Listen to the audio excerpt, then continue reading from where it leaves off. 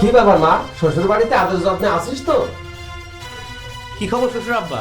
আরে আসো আসো, আমার সরকারি চাকরিওয়ালা জামাই, আমার একমাত্র জামাই। এই তুমি এখানে বসে কেন? তুমি চেয়ারে বসো, সোফায় আমার জামাই বসবে।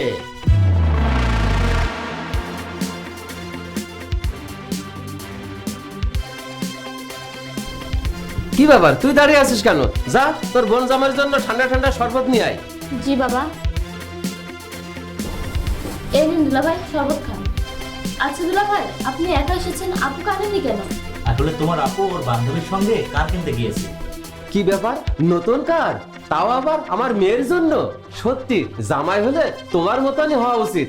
আর এই যে তুমি চাইলেও তো একটা সেকেন্ড হ্যান্ড পুরাতন একটা গাড়ি কিনতে পারো। কতদিন আর ওই পুরাতন স্কুটারতে আমার মেয়েকে ঘোরাবে? বাবা, তুমি আমাদের সাথে এভাবে কেন কথা বলছো? এভাবে কথা বলা উচিত না তোমার। আমি খুব ভালোভাবে জানি কার সাথে কেমন ভাবে কথা বলতে হয়। তোকে আমাকে শেখানো লাগবে না। তুই যা, তোর দুলাভাইয়ের জন্য রান্নাঘর থেকে মিষ্টি নিয়ে আয়। ঠিক আছে। জামাই বাবা, মন ভরে মিষ্টি খাবে কিন্তু তুমি। তোমার জন্য স্পেশালি কুষ্টিয়া থেকে মিষ্টি এনেছি। আর তুমি বসে বসে কি দেখছো? যাও, জামাইয়ের জন্য রান্নাঘর থেকে পানি নিয়ে এসো। কাকে বললেন বাবা? আমাকে? আমি যাব? হ্যাঁ তোমাকে। তুমি ছাড়া এখানে আর কেউ আছে? ঠিক আছে বাবা, যাচ্ছি।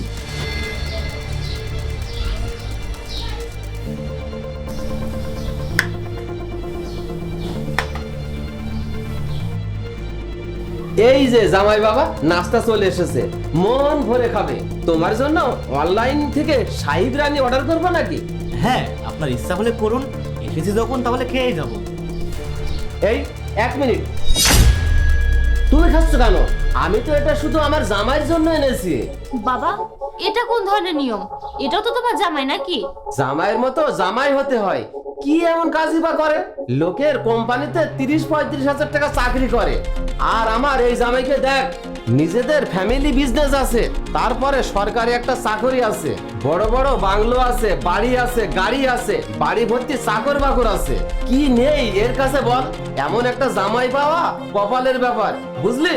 আমি এমন একটা জামাই পেয়ে নিজেকে তো ধন্য মনে করি। হ্যাঁ বাবা, আমি তো জাহিদকে কতবার বলেছি আমাদের কোম্পানিতে চাকরি করতে। 25,000 টাকা বেতন তো এমনিতেই দিতাম, আর তারপর বাকিটা তো আমরা একই বাড়ির জামাই। কিন্তু ও তো আবার কোনো কথাই শোনে না। তার আর কোনো দরকার নেই ভাই, সামনে মাসে আমার প্রমোশন হয়ে যাবে। প্রমোশনের কথা আমি তো 1 বছর ধরে শুনছি। জামাই বাবা, তুমি একটু বসো।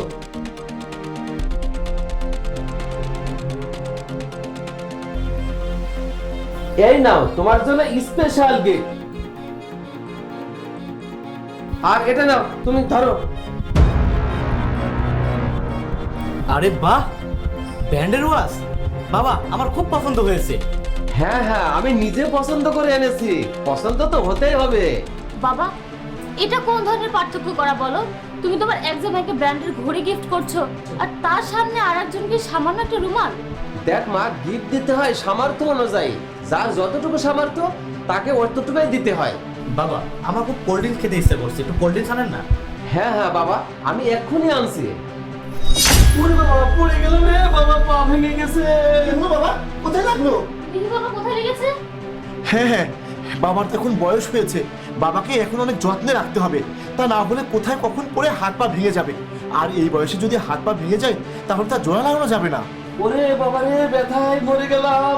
বাবা বাবা, আস্তে আস্তে আস্তে উঠুন উঠুন উঠুন উঠুন উঠুন, আপনি আমার সাথে আসুন, চলুন। বাবা, এখন আপনার একটু ভালো লাগছে? আরে এত ব্যস্ত হওয়ার কি আছে? এই বয়সে তো এতটুকু হতেই পারে। আর যাই হোক, শাহী বিরিয়ানি তো এখনো আসলো না, আমাকে ইমার্জেন্সি কামে যেতে হবে। আচ্ছা, এক গ্লাস পানি তো খাওয়াতে পারেন? ব্যাস, অনেক হয়েছে দুলা ভাই।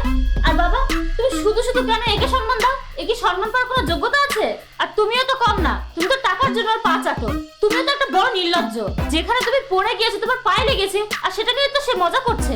শোনেন দুলা ভাই, আমি মানছি যে আমার জামাইয়ের বেতন বেশি না, আমার বরের টাকা পয়সা কম থাকলো না, আমার বরের মনটা তো ছোট না, আমার বরের মনটা অনেক বড়। বাড়িতে ডেকে এনে অপমান করা হচ্ছে। আমার এখানে আসার শখ নেই, বুঝতে পেরেছেন? আমাকে বারবার কল করা হয়, এই জন্য আমি আসি। আমার সময় অনেক দাম আছে, বুঝছেন?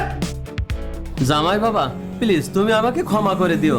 তোমার আর্থিক অবস্থা দেখে আমি তোমাকে সম্মান করেছি, তোমার সাথে অনেক খারাপ আচরণ করেছি। না না বাবা, আমার কাছে ক্ষমা চেয়ে আমাকে লজ্জা দিবেন না, মানুষ মাত্রই ভুল হয়।